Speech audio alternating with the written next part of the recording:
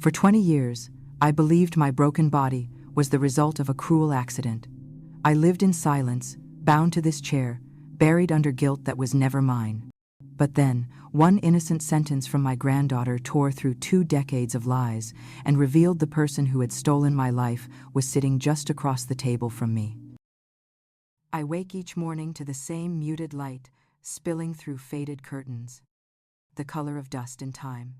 The house is still, save for the low hum of the refrigerator in the kitchen and the occasional creak of wood settling under the weight of decades.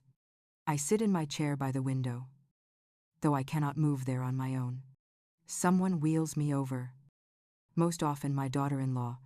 She decides when I get to look outside, as though even the view of trees and sky is something to be rationed. 20 years in this chair have carved lines into my body and deeper ones into my spirit. From the waist down, I am nothing but memory legs that no longer answer. Feet that exist only as weight. I have grown accustomed to the numbness. Yet the humiliation never leaves me. I depend on others for every simple act to be bathed, to be lifted, to be turned in the night when my skin burns with pressure. My son provides what he can, but work drains him, and he leaves the rest to his wife. She became my keeper not by choice, and though she rarely complains out loud, the air around her is always thick with control. I remember her hands on the handles of my chair, guiding me with firm precision. She never lingers when she helps me eat, never looks into my eyes longer than necessary. Her voice is clipped, her gestures economical. It is not cruelty. Not exactly. But it is not care either. It is management. The kind one gives to a problem too heavy to ignore. My granddaughter, however, is different. She grew up knowing me as the grandfather who never stood. She leans against me, curls into my lap, speaks to me as if the chair is invisible. Her innocence softens the hardness that has calcified inside me. She does not see burden. She does not see brokenness. She only sees me. The doctors said it was an accident.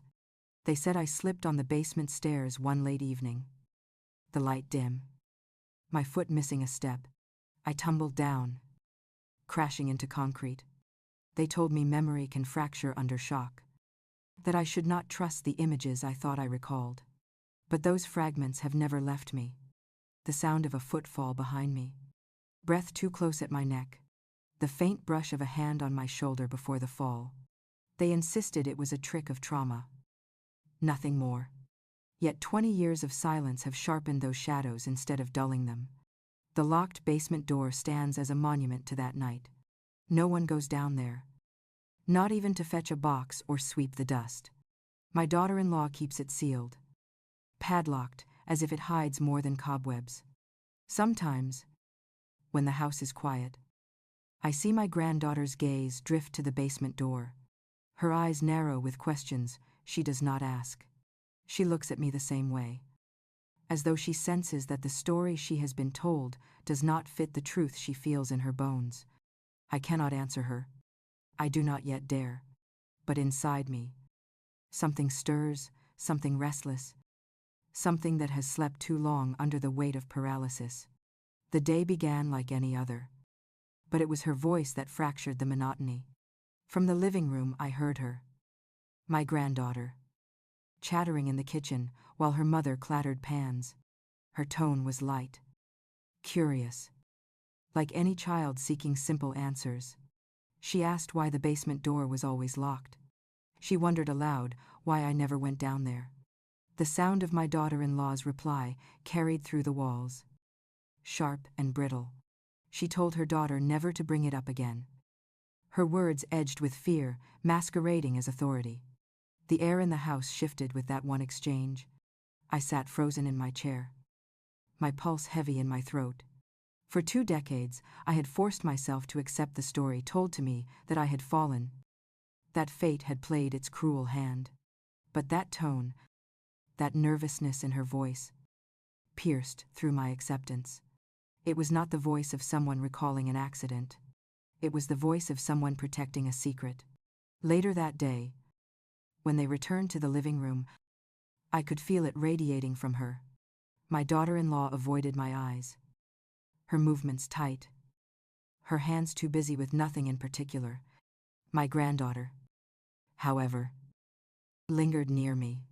Her gaze drifted toward the locked door down the hall. Then back to me. She did not speak of it. But I saw the unasked questions dancing behind her silence. The house, once a place of dull routine, now felt alive with tension.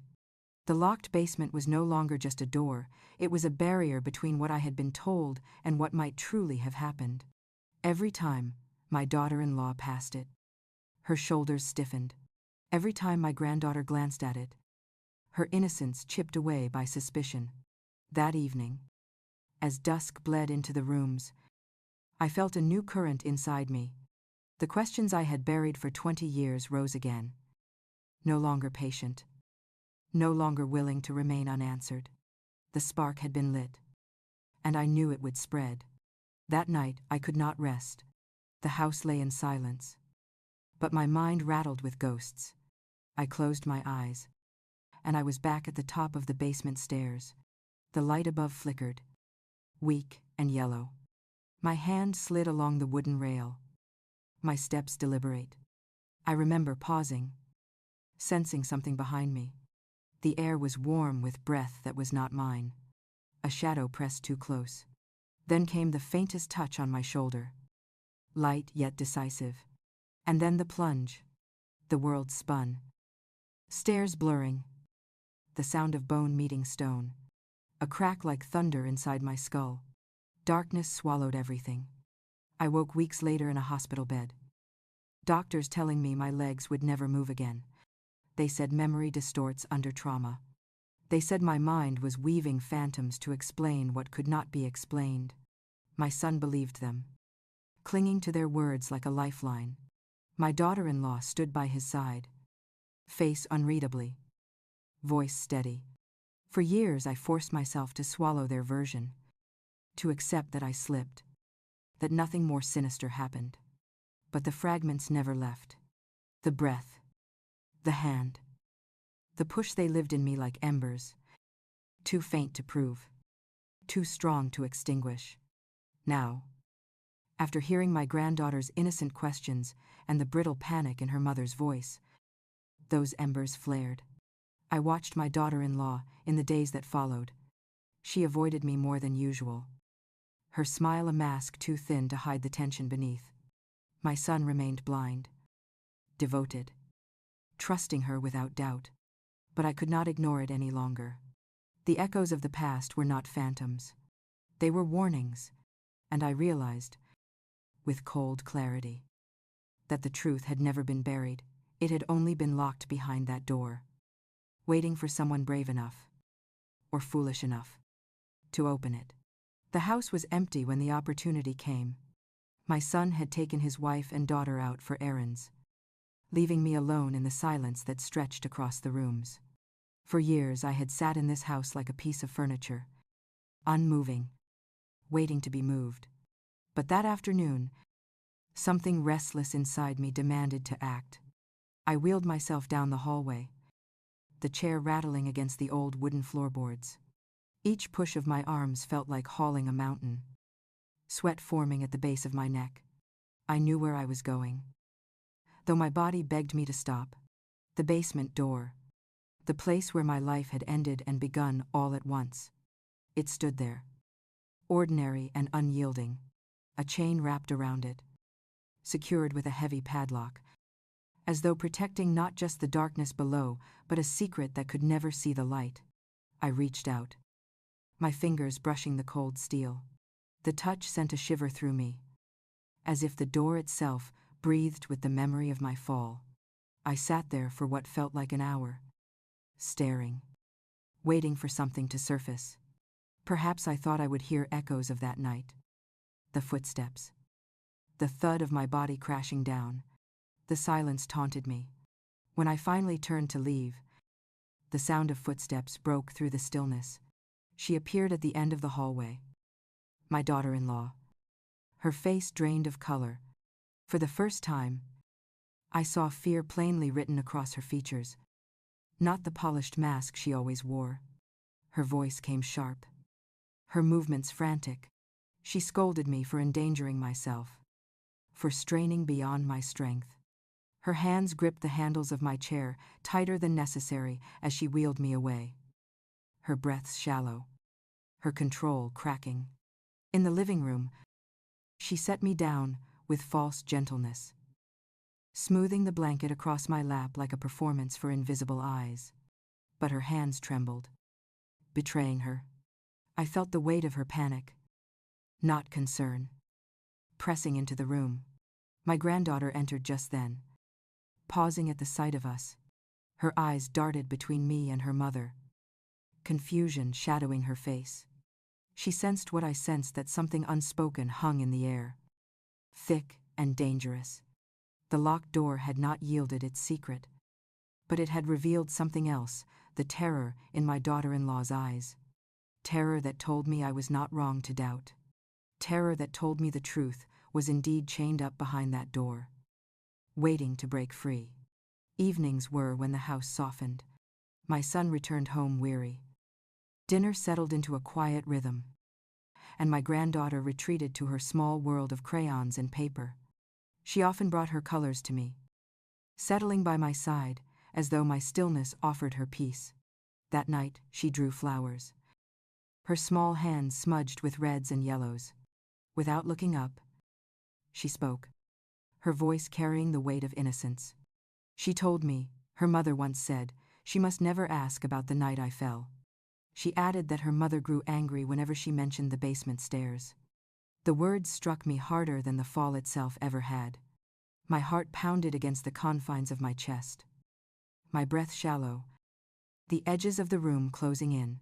She spoke with no malice, no intent. Only the simplicity of a child sharing what she thought was ordinary. But to me, it was confirmation of what I had feared for decades. My granddaughter's words were a blade cutting through years of silence.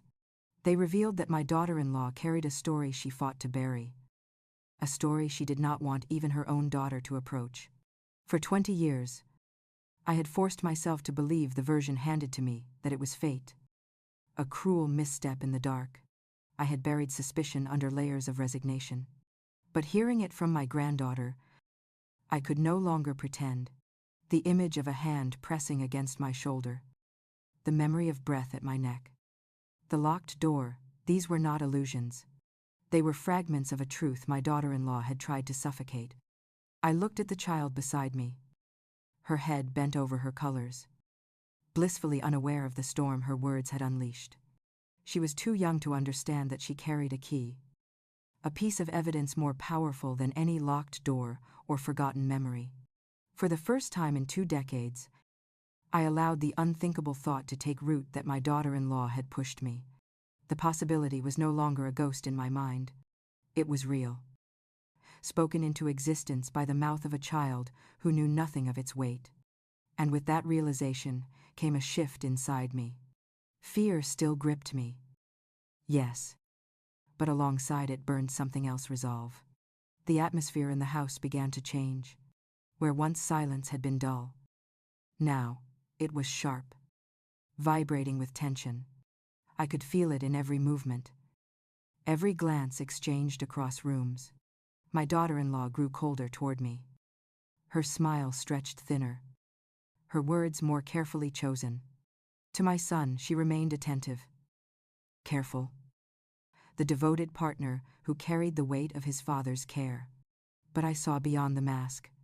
I saw the way her hands fidgeted when she passed the basement door, the way her eyes darted away whenever she caught me watching her. My granddaughter noticed too. She was not old enough to name what she saw, but she felt it. Her glances at her mother were sharper, questioning. She hovered near me more often, as if drawn to the safety of my presence, as if she knew we shared an understanding neither of us could yet voice aloud. The house no longer felt like a home. It felt like a stage where we all performed, bound by roles meant to preserve appearances. My son, blind in his devotion, played the role of the husband who saw no shadows. My daughter-in-law played the caretaker, though her care was little more than control. and I played the invalid, silent, watching from my chair as the lies thickened around us. But I was no longer content to watch. I began keeping track, each hesitation in her voice, each tremor in her hand, each time she avoided the door. In the quiet of my room, I replayed the fragments of memory, testing them against her behavior. The pieces began to form a shape, one that looked more like truth than illusion.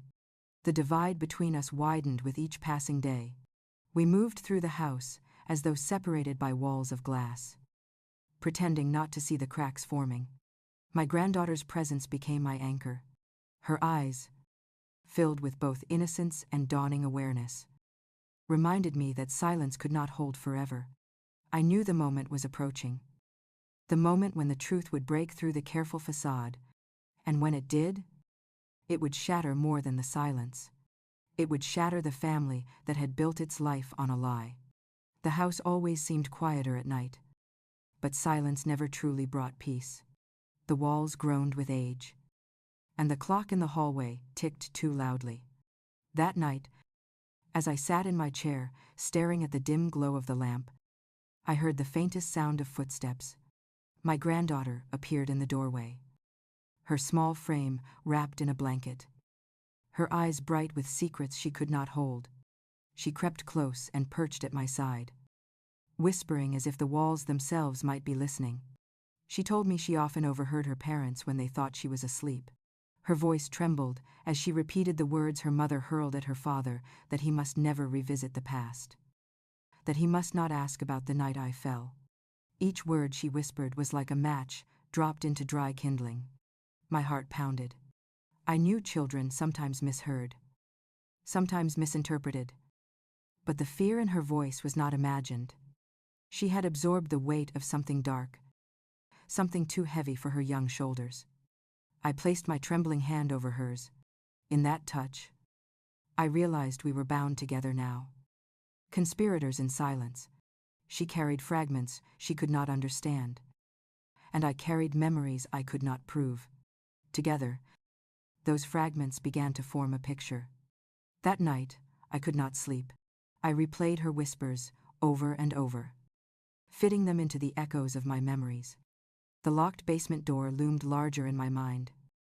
No longer just a barrier of wood and metal, but a vault holding the truth. I thought of my daughter-in-law, her stiff posture, her darting eyes, the way she gripped the handles of my chair too tightly. The whispers had changed everything. I was no longer alone in my suspicion. My granddaughter, without knowing it, had stepped into the shadows with me, and together, we had begun piecing together a puzzle that threatened to destroy the fragile world we lived in. The tension in the house grew more visible, like cracks forming in a wall no one wanted to acknowledge. Meals became rehearsals of civility, each of us careful in our roles. My son, exhausted from work, clung to the illusion of normalcy. My daughter-in-law moved with the precision of someone desperate to keep control. My granddaughter and I sat quietly, observers bound by unspoken understanding. It was during one of these dinners that the mask slipped. My granddaughter spilled her glass, the juice running across the tablecloth. My daughter-in-law's face hardened, her voice rising with a sharpness that startled even my son. In her anger, she snapped that the girl was just like me, always falling where she shouldn't. The room froze. My fork clattered against my plate, my chest tightening as her words echoed in the air. My son brushed it off with weary irritation, muttering about stress. But I knew. My granddaughter knew. We locked eyes across the table, her expression mirroring my own shock. That slip of the tongue was no accident. It was the truth clawing its way out of her, disguised as anger. In that instant, the fragments of my memory aligned with chilling clarity. The breath at my neck, the hand on my shoulder, and the sudden plunge. It was not a trick of trauma. It was her. Later that night, my granddaughter found her way to me again, her voice barely more than a breath. She told me she believed her mother had pushed me. Hearing it from her lips filled me with both terror and resolve. The suspicion I had carried alone for 20 years was no longer mine alone. A child had named it, given it shape.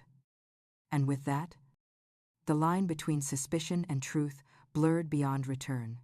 Days passed, heavy with tension. My daughter-in-law grew more vigilant, her eyes sharper, her words colder. She sensed something shifting beneath the surface, but could not stop it. My granddaughter, emboldened by our shared secret, grew bolder in her curiosity. She began to watch her mother with quiet calculation, as though searching for the crack in her armor. One afternoon, while her parents were away, she slipped into her mother's room. Hours later, she returned to me, clutching something against her chest. It was a notebook, worn and stained, hidden under layers of clothing. She handed it to me with hands that trembled, her eyes wide with both fear and triumph. I opened it slowly, the pages filled with scrawled handwriting, the words bled with bitterness. Confessions not meant to be read.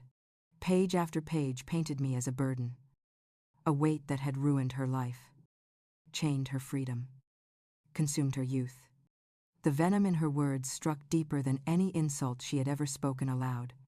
And then I found it a passage dated 20 years ago. My breath caught as I read. She wrote of that night, of her anger boiling over, of standing at the top of the stairs as I descended. She stopped short of admitting what she had done, but the implication was clear, undeniable.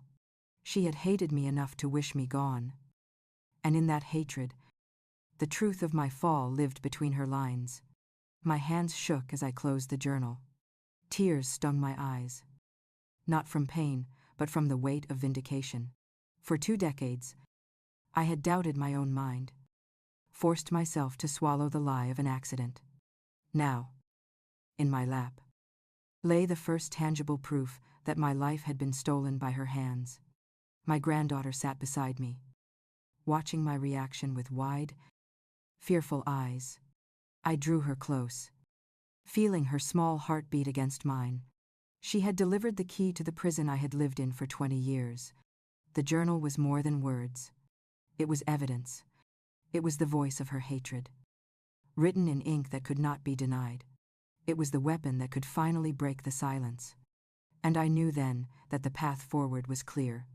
The truth could no longer remain hidden. The journal lay hidden under my mattress, its pages burning in my mind like a fire I could not extinguish. Every line of resentment, every bitter confession, replayed when I closed my eyes. I could feel her words pressing against my chest, tightening like a vice. They were not just her thoughts. They were her weapon, one she had carried quietly for 20 years, long after my body had been broken. At breakfast the next morning, I watched them carefully. My son sat across the table, exhaustion etched into his face. He smiled faintly at his wife, unaware that her silence hid something monstrous. She moved with the grace of someone who believed her mask still held. But I saw the flicker in her eyes each time she glanced toward me. I felt the fracture widening, the weight of truth pressed against the walls of this house, straining for release. My son remained blind, lost in the comfort of denial.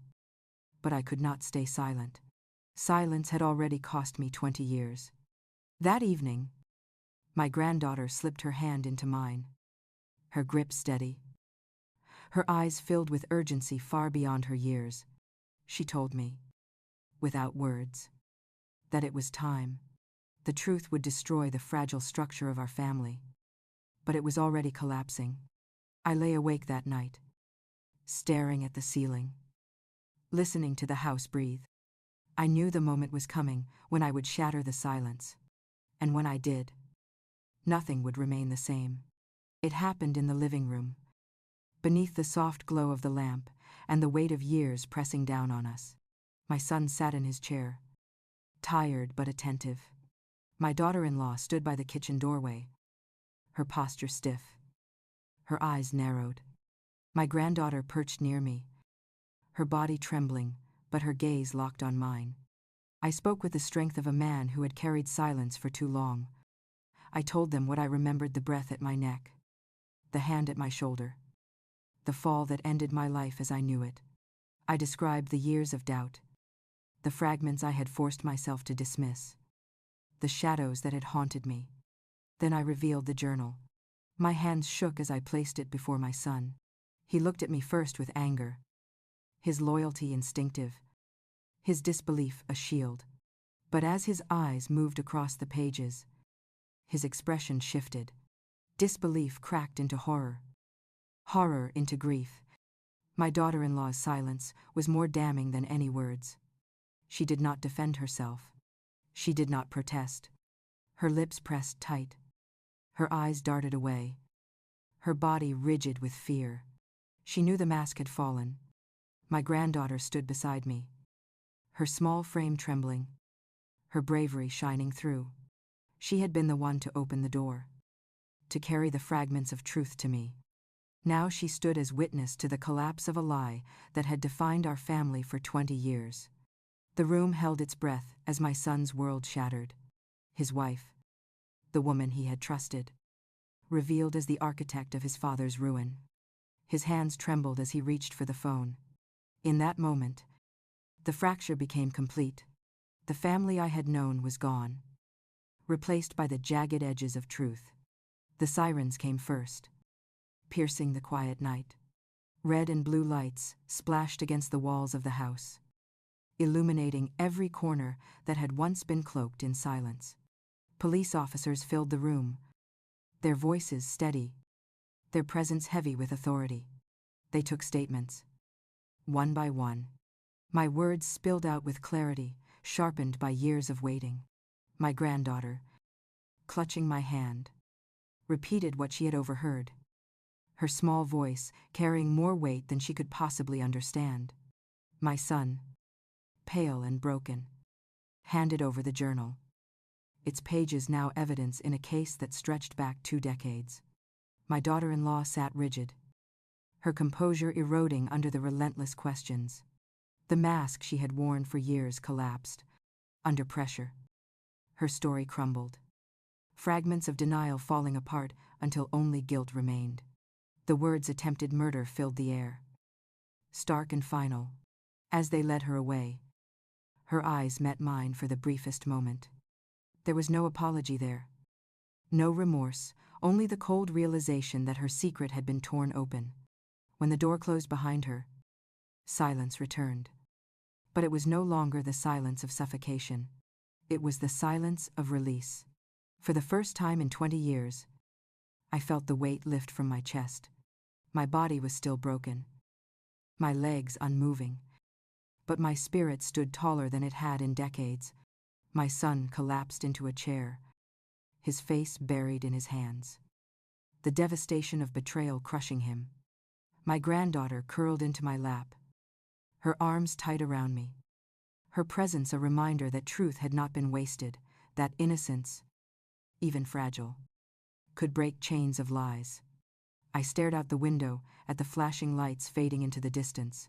2 decades stolen could never be returned. The scars of betrayal would never vanish. But the truth was no longer buried. Justice had been set in motion. And I end with this thought: silence can imprison us, bind us tighter than chains. But even the smallest voice, trembling in the dark, can break through walls of lies. If my granddaughter's whispers could uncover the truth after 20 years, then no secret, no matter how deeply buried, is ever safe. So I speak now to whoever listens: never ignore the questions of a child. Sometimes, their innocent words carry the power to unravel the darkest of truths. The sirens faded, the house fell silent, and the weight of 20 years lifted at last. My legs will never move again. My time will never be returned. But the truth is free now, and so am I. I learned that silence can cage you, but even the smallest voice, trembling in the dark, can tear down the heaviest walls of lies. If a child's whisper could set me free after 2 decades, imagine what truths are still waiting to be spoken in your life.